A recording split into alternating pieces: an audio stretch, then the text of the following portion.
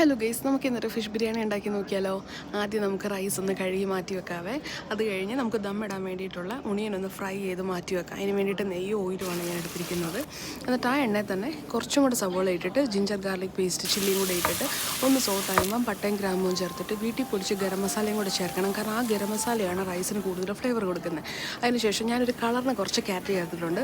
Soak ചെയ്ത് വെച്ച അരിയും കൂടി ഇട്ടിട്ട് ഒരു കപ്പ് അരിക്ക് 1.5 ഗ്ലാസ് ചൂടുവെള്ളം, നല്ല തിളച്ച വെള്ളം എന്നുള്ള രീതിയിൽ നമ്മളിട്ടിട്ട് നമുക്കതിനെ ഒന്ന് കുക്ക് ചെയ്തെടുക്കും. ഒരു 90-95% റൈസ് ഒന്ന് കുക്കായി വരുമ്പോൾ നമുക്ക് മാറ്റി വെക്കാവേ. ഇനി ഫിഷ് ഫ്രൈ ചെയ്ത് മാറ്റി വെക്കണം അതിന് വേണ്ടിയിട്ട്, ഫിഷ് ബിരിയാണിക്കുള്ളത്. അത് കഴിഞ്ഞ് ഒണിയനായിട്ട് നല്ലപോലെ സോട്ടായി വരുമ്പോഴത്തേക്കിന് ജിഞ്ചർ ഗാർലിക് ചില്ലി പേസ്റ്റ് ചേർത്ത് മല്ലിപ്പൊടി, കുരുമുളക് പൊടി, ഗരം മസാല ഇത് മാത്രമേ ഞാൻ ചേർക്കുന്നുള്ളൂ. ഇത്രയും ചേർത്തിട്ട് നല്ലപോലെ ഒന്ന് വഴറ്റണം. അതിന് ശേഷം തക്കാളി ചേർക്കണം. തക്കാളി ഒന്ന് സോഫ്റ്റായി വരുന്ന സമയത്ത് നമുക്ക് അതിനകത്തോട്ട് തൈര് ചേർത്ത് കൊടുക്കാതെ, ഞാനധികം പുളിയില്ലാത്ത തൈര് ഉപയോഗിച്ചിരിക്കുന്നത്.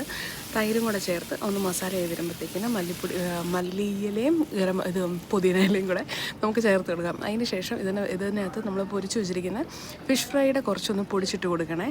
ഒന്നുകൂടി ഇട്ട് കൊടുക്കുവാണെങ്കിൽ, കാരണം ആ ഒരു മസാലയിൽ എല്ലാം ഫിഷിൻ്റെ ഒരു ഫ്ലേവർ കിട്ടും. അതിനുശേഷം മീൻ വെച്ച് മസാല അതിൻ്റെ പുറത്ത് വെച്ചിട്ട്, ഇതാണ് ഫേവറേറ്റ് പാർട്ട്, ദം ഇടുക. റൈസ് ലെയറായിട്ട് ഇട്ട് കൊടുക്കുക. അതിനുശേഷം അതിൻ്റെ പുറത്തോട്ട് ഫ്രൈ ചെയ്ത് വെച്ചിരിക്കുന്ന ഒണിയന്, മല്ലിയില, പുതിനയില, കാഷ്യൂനട്ട്, റീസൻസ് അതൊക്കെ നമ്മുടെ ഇഷ്ടത്തിന് ചേർക്കാം. എനിക്ക് റീസൻസ് ഇഷ്ടമല്ല, അതുകൊണ്ടാണ് ഞാൻ കാഷ്യൂനട്ട് ചേർത്തിരിക്കുന്നത്. അത് കഴിഞ്ഞിട്ട് നാരങ്ങ, കുറച്ച് നീരൊന്ന് ഇട്ട് കൊടുക്കുക, നെയ്യ് ഇട്ട് കൊടുക്കുക. നെയ്യൊക്കെ കട്ടക്കിരുന്നുണ്ട്, അതൊക്കെ നമ്മൾ ആവി കിട്ടുമ്പോൾ ദമ്മിലിടുമ്പോഴത്തേക്കും അതെല്ലാം മെൽറ്റായി പോയിക്കോളും. അതെല്ലാം കൂടെ ചേർത്ത് വീണ്ടും റൈസ് ഇടുക. നമ്മുടെ ഓപ്ഷൻ എത്ര ലെയർ ഇടണം എന്നുള്ളത്.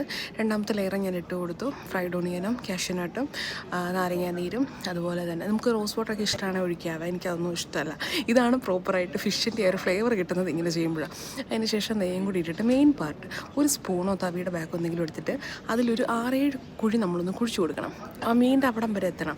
എന്നിട്ട് ആ ഹോളിനകത്തൂടെയെല്ലാം നമ്മൾ ചൂടുവെള്ളം, തന്നെ തിളച്ച വെള്ളം കുറച്ചൊഴിക്കണം. എന്നിട്ട് ഫോയിൽ പേപ്പറും കൊണ്ട് മൂടി നമ്മളൊരു 10-12 മിനിറ്റ് ലോ ഫ്ലെയിമിൽ ദമ്മിൽ വെച്ച് കഴിഞ്ഞാൽ ആ ഇരിക്കുന്ന നെയ്യും ആ ഇട്ടിരിക്കുന്ന ഹോളിനകത്തുനിന്ന് ആ ഒരു ചൂടിൻ്റെ സ്റ്റീമും എല്ലാം കൂടെ ചെന്നിട്ട് ആ ഫ്ലേവർ റൈസിനെല്ലാം കിട്ടും. അത് കഴിഞ്ഞ് നമ്മൾ തുറന്ന് നോക്കുമ്പോൾ ഉണ്ടല്ലോ, ഇത് കണ്ടോ, ആ നെയ്യൊക്കെ മെൽറ്റായിട്ട് നല്ല സെറ്റായിട്ട് കിട്ടിയിട്ടുണ്ട്. ഇനി റൈസ് നമുക്കൊരു സൈഡിലേക്ക് കട്ട് ചെയ്ത് മാറ്റി വെക്കാം.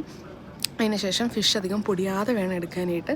ഇത് കുറച്ച് നേരം വെച്ചിട്ട് എടുക്കുവാണെങ്കിലുണ്ടല്ലോ ഈ മസാല, ഇതിപ്പോൾ നിങ്ങൾക്ക് ചിക്കൻ ആണെങ്കിലും ഇതേ മസാല യൂസ് ചെയ്താൽ മതി, ഇതുപോലെ തന്നെ ചേർത്താൽ മതി. അതുപോലെ തന്നെ ഫിഷ് ഫ്രൈ ചെയ്യുവോ അങ്ങനെ അതൊക്കെ ഓപ്ഷണലാണ് ഓരോരുത്തരുടെവേ. പിന്നെ ഞാൻ എടുത്തിരിക്കുന്നത് ഇത് കൊടുവ എന്ന് പറഞ്ഞൊരു ഫിഷാണ്.